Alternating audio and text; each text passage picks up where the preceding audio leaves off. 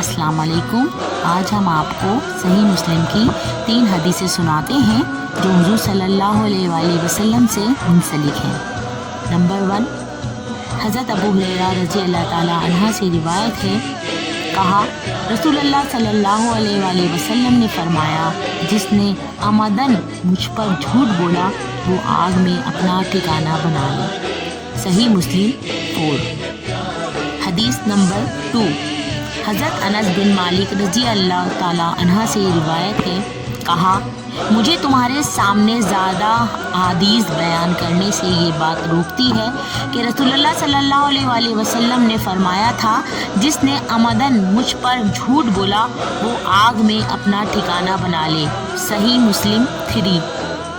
حدیث نمبر 3، ابو ہانی نے ابو عثمان مسلم بن یسار سے، انہوں نے ابو ہریرہ رضی اللہ تعالیٰ عنہ سے، انہوں نے رسول اللہ صلی اللہ علیہ وآلہ وسلم سے روایت کی کہ آپ نے فرمایا، میری امت کے آخری زمانے میں ایسے لوگ ہوں گے جو تمہارے سامنے ایسی حدیثیں بیان کریں گے جو تم نے سنی نہ ہوں گی نہ تمہارے آباؤں نے۔